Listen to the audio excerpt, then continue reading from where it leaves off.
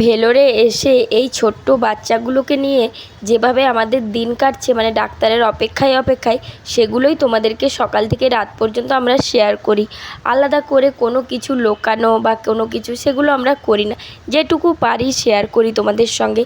তার মধ্যেই তোমরা কিছু মানুষ আছো, মানে দেখো সবাইকে বলছি না, 10 জনের মধ্যে হয়তো একজনকে আমি বলছি যে মানে ঠিক খুঁজে খুঁতটা বের করে এমন একটা আঘাত করা কমেন্ট করছে, সেটা মানে সত্যিই দুঃখজনক। এতটাই খারাপ লাগছে, মানুষের এত নিম্ন মানসিকতা। মানে আজকে আমি ভিডিওর শুরুতেই আমাকে বলতে বাধ্য, মানে ঐশী প্রতিদিনের মতো সকাল সকাল ঘুম থেকে উঠে ও ফ্রেশ হয়ে চুল টুল বেঁধে নিয়েছে।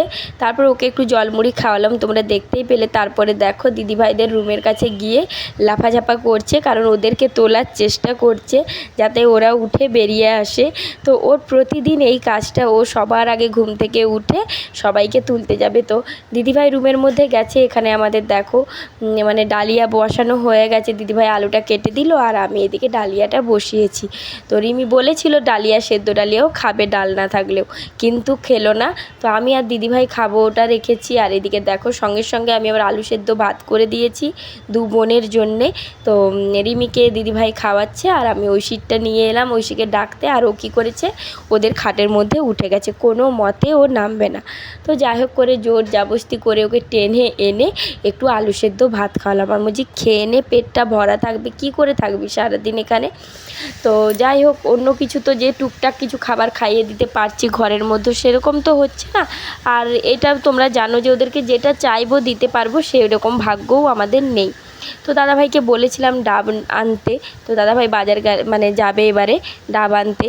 তো এখানে এতটাই গরম, ওই জন্য ওদেরকে প্রত্যেক দিন মানে ডাব দিচ্ছি এখানে আসার পরে। তো বাড়িতেও মাঝে মধ্যে দিয়ে থাকি ওকে। আর এদিকে দেখো চায়ের বাসনগুলো সব জমা হয়েছিল, মানে অনেকগুলো বাসন জমা হয়েছিল।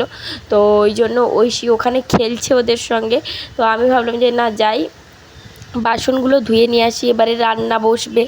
আর শরীরটা না কদিন ধরেই ভালো নেই, মানে এখানে আসার পর থেকেই শরীর ভালো নেই। আর দিদিভাইয়ের তো দুদিন ধরে খুব মাথা ধরে আছে, মানে আমাদের কারোরই শরীরটা মানে একদম, মানে এখানে ভেলোরে এলে যারাই ভেলোরে আসে তারাই বলে, কারণ এখানে এলেই শরীরটা খারাপ হয়ে যায়। মানে এদের এখানে রোদটা মানে এতটাই, রোদের তাপমাত্রা মানে গা হাত পা জ্বালা করছে কিন্তু ঘাম বেরোচ্ছে না।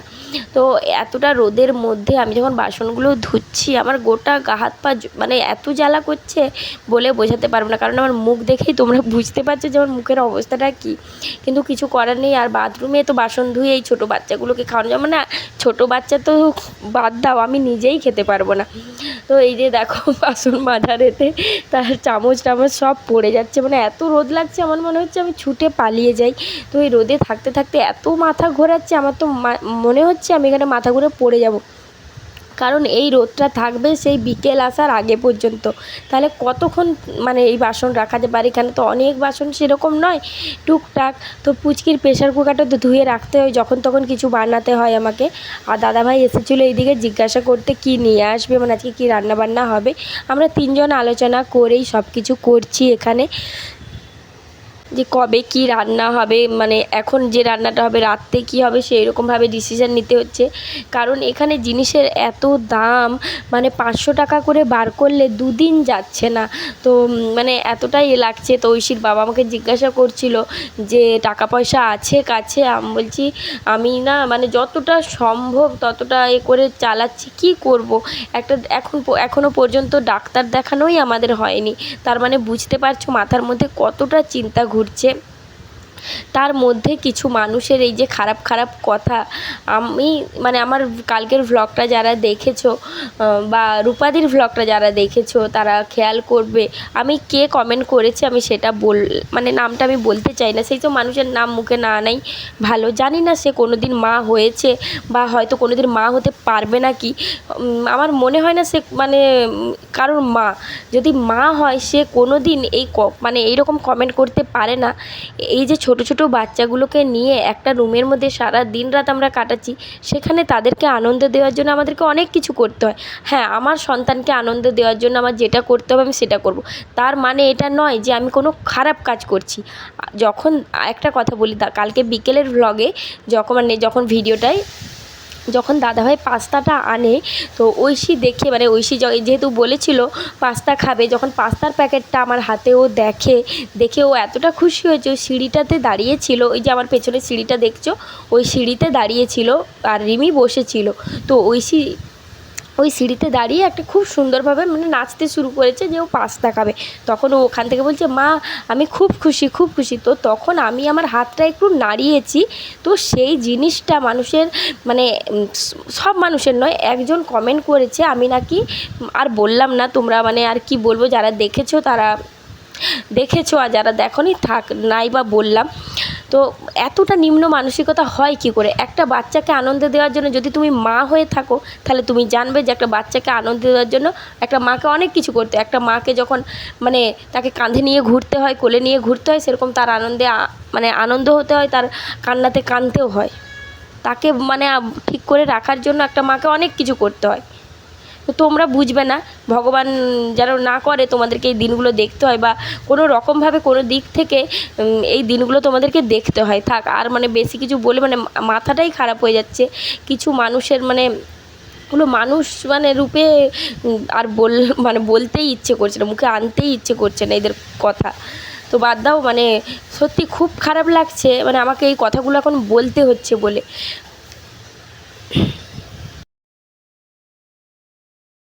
সির অবস্থা দেখো, মানে আমার প্যান্টটা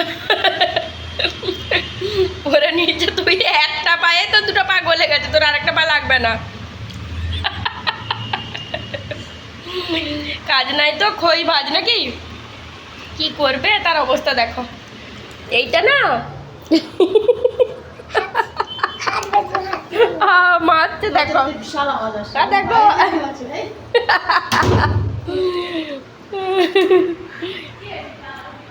ঐশী আমার প্যান্টটা পরছিল, ওকে আমি পরিয়ে দিয়েছি।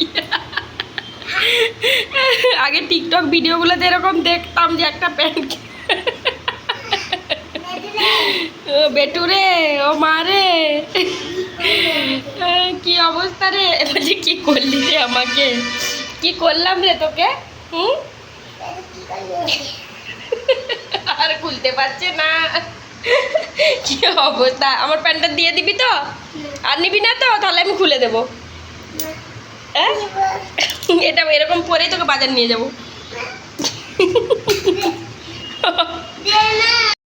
এখন দেখো দাদাভাই বাজার থেকে চলে এসেছে আর দুটো ডাব নিয়ে এসেছে, ডাব যে আনতে বলেছিলাম ডাব নিয়ে চলে এসেছে। দিদিভাই বলছে বের কর তো, আর বেদানাও নিয়ে এসেছে কিছু পরিমাণ। আর আমি বললাম যে বেদানাগুলো তোমাদের রুমে রেখে দাও, কারণ ঐশীকে দেখানো যাবে না, কারণ ঐশীকে বেদানা একদমই দিই না, যেহেতু বেদানাতে প্রচুর পরিমাণ আয়রন, যেহেতু ওর ব্লাড চলে সেই কারণে বাইরের এক্সট্রা আয়রন ওকে না দেওয়ারই চেষ্টা করি। এবার ছোটো বাচ্চা যখন তখন যেভাবে খেয়ে নেয়। আর ওর হচ্ছে এই স্ট্রটা একদমই কালার পছন্দ হয়নি, এর আগের দিন আমি হলুদ এনেছিলাম সেটাও পছন্দ হয়নি। তো যাই হোক গ্লাসে ঢেলে করে ওকে ডাবের জলটা খাওয়ালাম। তারপরে দাদাভাই বললো আমগুলো আছে, আমগুলো কাটো নুন দিয়ে মাখিয়ে খাবো। তো আমগুলো ছাড়াচ্ছি আর দিদিভাই বলছে না আমি নুন দিয়ে খাবো না। তো এইসব চলছিল। তো তারপরে আমগুলো সুন্দর করে ছোটো ছোটো করে কেটে নিলাম। তারপরে কেউ আর নুন দিয়ে খেলাম না, আমগুলো এতটাই টেস্ট ছিল। ফার্স্ট দিনে একটু টক ছিল, তো সেই জন্য ভাবলো যে আজকে হয়তো টক থাকবে, কিন্তু থাকতে থাকতে আমগুলো খুব মিষ্টি হয়ে গেছে। তো এদিকে দেখো আমগুলো সুন্দর করে ছাড়িয়ে নিচ্ছি। আর এখানের আমগুলো না খুব ছালগুলো পাতলা, আর আঁটি তো নেই বললেই চলে, একদম ছোটো আঁটি। তো আমি এর আগের বার মানে ফার্স্টবার যখন এসেছিলাম তখনও আমের সময়, কিন্তু তখন কিন্তু আম খাইনি একদিনও। এইবারে ফার্স্ট মানে ভেলোরে এসে আম খাচ্ছি। তো এবার থেকে তো দেখো ভেলোর আসা যাওয়া লেগেই থাকবে, যেহেতু ঐশী ট্রিটমেন্ট আজ 2 বছর আগে থেকেই এখানে স্টার্ট হয়েছে। মাঝখানে আমরা পুনেতে গেছিলাম একটা আশা নিয়ে যে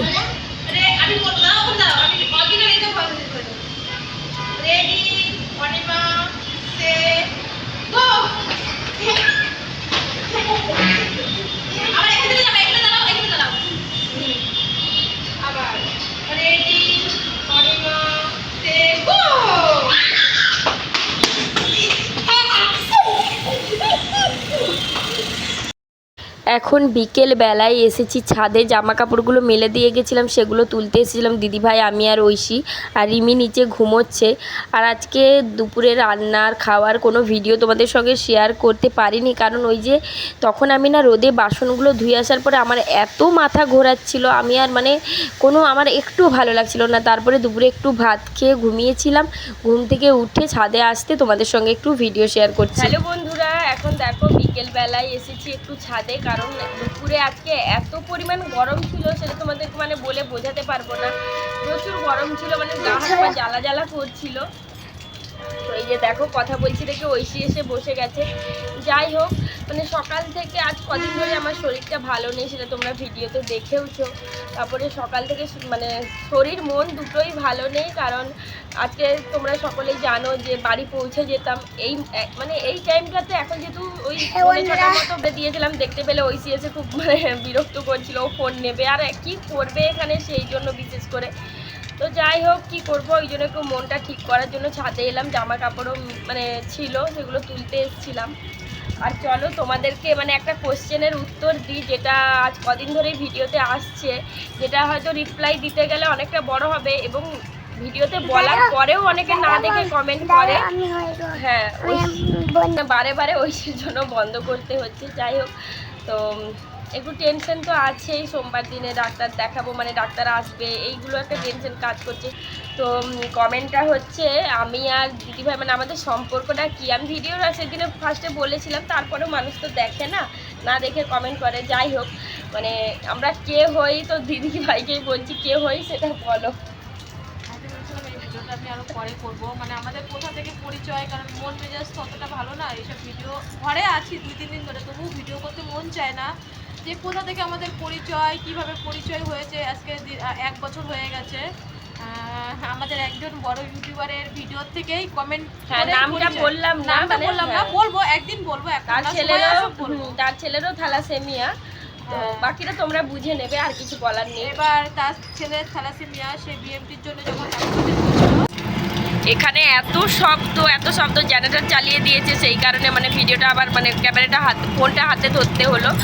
তো বলো, আমাদের একটা বড় ইউটিউবারের আমি অবশ্যই একদিন তোমাদের আজকে এটা বলছি, আর আমরা ভিডিও করবো এখানে থাকাকালীন, রিপোর্ট সব কিছু নর্মাল, সব কিছু 2 বোনেরই ভালো আসলে অবশ্যই এটা নিয়ে আমরা ভিডিও করবো, আমাদের কীভাবে পরিচয় হয়েছে আমি আমার ভিডিওর মধ্যে আমি বলবো।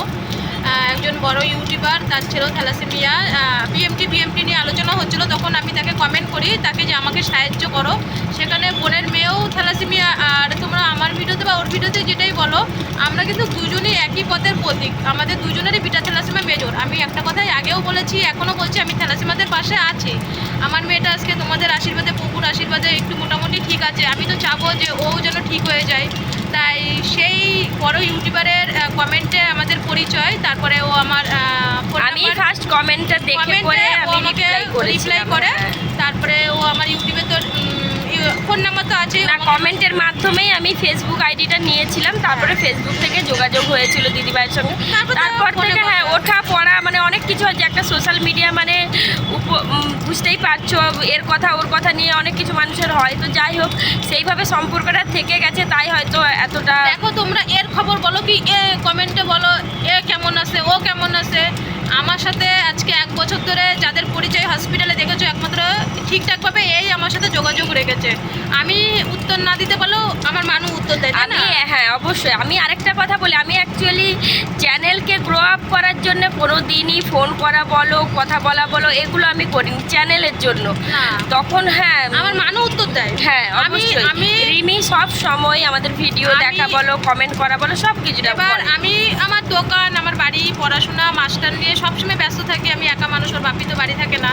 এবার হচ্ছে আমি উত্তর না দিলে তোমরা এর কথা জিজ্ঞেস করো, তার কথা জিজ্ঞেস করো, ওর কথা। আমি কি সবার কথা নিয়ে বসে থাকবো? কেউ আমাকে কি ফোন করে না, কেউ আমার সাথে যোগাযোগ রাখে। আর একটু ভিডিও দেখে সঙ্গে সঙ্গে ফোন করে নিলাম, ভিডিও দেখবো না থাম্বনেল দেখে, হ্যাঁ। এগুলো কারোরই ঠিক নয়। হ্যাঁ। আর আমি অ্যাকচুয়ালি এদের সঙ্গে যোগাযোগ করেছিলাম আর মেয়েকে আছে সুস্থ করার জন্য। হ্যাঁ, সম্পর্কটা আছে, ও রাখার চেষ্টা করেছে, আমরাও রাখার চেষ্টা করেছি। সেটাই। সবাই তো আমার মানুষ খবর নেবে, আমি তো অবশ্যই তার খবর নেবো। ও যেমন আমার মেয়ে যেমন জিজ্ঞেস করে মানি কেমন আছো, বোন কেমন আছে, ও জিজ্ঞেস করে যে তুই কেমন আছিস সোনা। সেমন আমাদের সম্পর্কটা থেকে গেছে। এই যে বিএমটির থেকে এক বছরে এত লোকের সাথে পরিচয় হয়েছে, তোমরা দেখেছো। এখানে এসে কেউ আমার সাথে কোনো মানে তাদের স্বার্থ যখন লাগে তখনই আমাকে মেসেজ করে, না হলে মেসেজ করে না, 6 মাসে একদিন করে। কিন্তু আমাদের যে কোনো কারণে মানে অটোমেটিক মেসেজ হয়, একদিন 2 দিন পর পরই মেসেজ হয়। মানে মেসেজের থেকেও বেশি আমাদের ফোনে কথা হয়, টুকটাক এতেই কথা হয়, যে শুধু এইগুলোর জন্য নয়, এমনি তো কেমন আছো, ভালো মন্দ কত লগর। তারপরে ভিডিও দেখার পরে আমার মেয়ে আবার ফোন করে বলে বুনু এই করেছে, বুনু সেই করেছে। ও মানে প্রচন্ড পরিমাণে। আর আমার 1 বছরে যাদের সাথে পরিচয়, শুধু একমাত্র এর সাথে আমার সম্পর্ক আছে।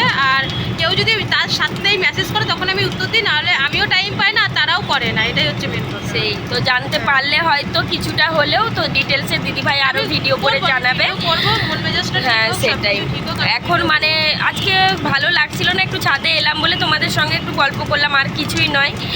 তো চলো এবারে এরপরে কি করছি সেগুলো অবশ্যই শেয়ার করব। এখন চলো টাটা, ঐশীকে নিচে নিয়ে যাব, খাবার খাওয়াবো, কারণ ও সেই দুপুরে ভাত খেয়েছে। তো চলো এখন মানে নিচে যাই আগে। মাম্মা চলো নিচে যাই।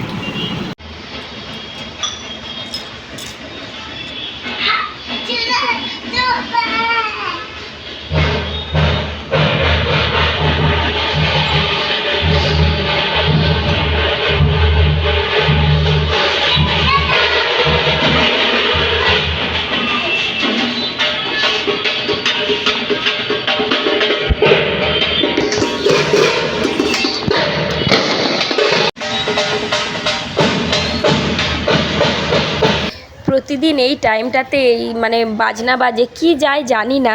তো দয়া করে কেউ খারাপ কমেন্ট করো না, ঐশীর নাচ নিয়েও কেউ খারাপ কমেন্ট করো না, এইটুকুই রিকোয়েস্ট করব। আর এই দিকে দেখো আমরা এখন বাজার বেরোবো, 500 টাকা দাদাকে দিলাম, কারণ এখানে এই যে গ্যাস, জল, চাল, এটা ওটা কিনতে আমাদের মানে দুজনে মানে শেয়ারে করছি বলে, তাই একার হলে হয়তো জানি না কি হতো। সব কিছুটা শেয়ারে চলছে। তো দাদার হাতে দিয়ে দিলাম যে কি সব মানে যা কেনা হয় হবে, তারপরে তখন দেখা যাবে। তো এইদিকে দেখো ঐশীকে কোলে নিয়েছি, কারণ রাস্তা পেরোলাম, কিছুটা কোলে নিই, তারপরে ও নিজে থেকেই মানে ওই মাসির হাতে না হলে মেসোর হাত ধরে পুরো বাজার ঘোরে। তখন আমার হাত ধরলে বেশি বায়না চলে যে আমাকে কোলে নাও।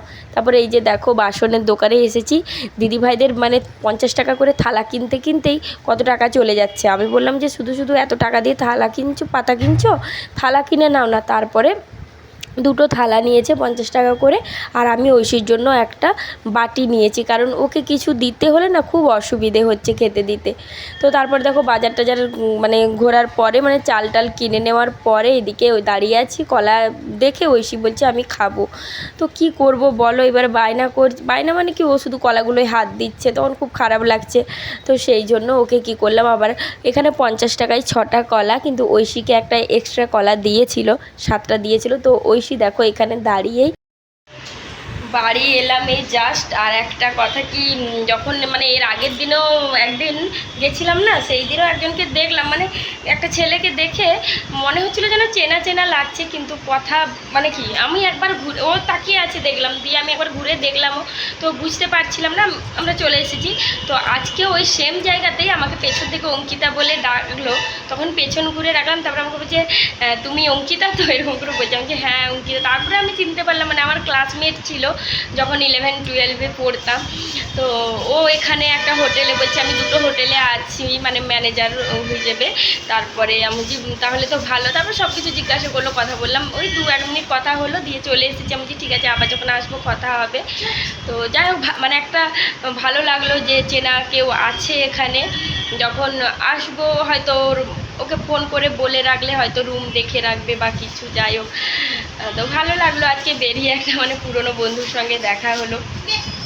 কি হয়েছে? ও দেখো জিনিসপত্র নিয়ে বসে গেছে, আসার সঙ্গে সঙ্গে চুল খোলা হয়ে গেছে। তো চলো এখন একটু হাত পা ধুয়ে চারে খাবো। কলা নিয়ে এসেছি, কলা খাই একটা, ঐশী ওখানে দাঁড়িয়ে খেয়ে নিয়েছে, তোমরা তো দেখলে। ওর জন্যেই নেওয়া হলো, মানে ও বলছে কলা খাবো। তো চলো দেখা যাক, এবারে রান্না বান্না হবে। এখানে দেখো কিছু খেলনা কেনা হয়েছে, তো এইগুলো হচ্ছে রিমিকে আমি গিফট করেছি। রিমি এই যে একটা ছোট প্লেট, একটা থালা, আর একটা হচ্ছে মানে এই আমাদের বড়দের যেমন কেক করলে ডিম ফাটানো বলো এইসবের থাকে না, কি বলে নামটা ঠিক জানি না, আর একটা সাঁড়াশি, ওই 4টে জিনিসই নিয়েছে, আর কিছু নেয়নি। আমি কিন্তু ঐশীর জন্যে নিয়েছি, সেগুলো তোমাদেরকে বাড়িতে গিয়ে দেখাবো, কারণ এখন দেখাচ্ছি না, বার করলেই ঐশী মানে এখানেই মানে শুরু করে দেবে ওগুলো নিয়ে হারানো, তো সেই কারণে। আর ঐশীর জন্য দেখো এই গার্ডারগুলো নিয়েছি, আর এত গার্ডার হারিয়ে দেয় না, আর আমিও কিছু নিয়ে আসিনি, আমারও চুলে দেওয়া যাবে। আর রিমি এই হেয়ার ব্যান্ডটা নিয়েছে, আর আমি এই বাটিটা নিলাম, দেখালাম মানে বললাম তোমাদেরকে। তো ঐশীকে একটু বিস্কুট দিতে বলো, একটু মুড়ি দিতে বলো, শুধু থালাটাতেই না, যখন ওকে কিছু দিলে আমি আর খেতে পাচ্ছি না, সেই কারণেই ছোটো বাড়িটা বাধ্য হয়ে নিতে হলো আমার। ঐশীর খেলনাগুলো আর এখানে বার করবো না, একদম লুকিয়ে রেখে দিয়েছি, একদম বাড়িতে গিয়ে বার করব তখনই দেখবে। তো এই জিনিসগুলো আমাদের ওখানে পাওয়া যায় না, ছোট ছোট সাঁড়াশি বলো, ছান্তা, খুন্তি, কত সুন্দর সুন্দর এখানে জিনিসগুলো। তো যাই হোক, ওর জন্য কয়েকটা নিয়েছি আমিও। তো এখন দেখো একটুক্ষণ লাইভ করছিলাম, ওই 15-20 মিনিট মতো করেছি, অনেকে এসেছিলো। যাই হোক, তো এখন দেখো ভেন্ডি, সিম এগুলো কেটে নিয়েছি, তারপরে পেঁয়াজটা ওর উপরে রাখছি, তেল দিয়ে একটু গোটা জিরে, শুকনো লঙ্কা একটা ফোড়ন দিয়ে এগুলো ভেজে নেব। তো সবজিগুলো শুকনো হচ্ছে, সেই জন্য ভাবলাম যে আজকে দিদিভাইকেও বললাম যে এইগুলো ভাজা হয়ে যাবে, আর একটা ডিম আছে, আলু দিয়ে একটু মানে রস করে নেব, তাহলেই আমাদের সবার খাওয়া হয়ে যাবে। বললো ঠিক আছে তাহলে, তারপরের দিনে যা হয় হবে, তখন দেখা যাবে। তো সেই জন্য সব সবজি টবজিগুলো কেটে দুজনে মিলে রান্নাবান্নাগুলো সেরে নিচ্ছি। কিছু বাসন থাকলে দিদিভাই ধুয়ে নিয়ে আসছে, আমি রান্নাটা বসাচ্ছি, এইরকম করেই দুজনের চলছে। এবারে এইগুলো যদি কারোর খুব খারাপ লাগে, সেখানে তো কিছু করার নেই, আমরা আমরা আমাদের মতো ঠিকঠাকই আছি। দেখো সবাইকে একটা কথাই বলি, যেখানেই থাকি না, আমরা যদি এগুলো হোটেল থেকে খাবার কিনে নিয়ে আসতাম, আমাদের কতটা খরচ হতো বলো, এতগুলো মানুষের মানে হোটেলের খাওয়া, তারপর ছোটো বাচ্চাগুলো অসুস্থ, ওদেরকে তো বাইরের খাবার দেওয়া যায় না, সেটা তোমরা সকলেই জানো। আমরা আর কি করতে পারি বলো তো, কী আর করব, ভাগ্য খারাপ, তাই অনেক মানুষের অনেক কথা শুনতে হয়। একটা আশা নিয়ে ইউটিউবে এসেছি, যদি কিছু করতে পারি মেয়েটার জন্য, তাতেও মানুষের এত সমস্যা, কি করব, সব জায়গাতেই আমাদেরকে কথা শুনতে হয়।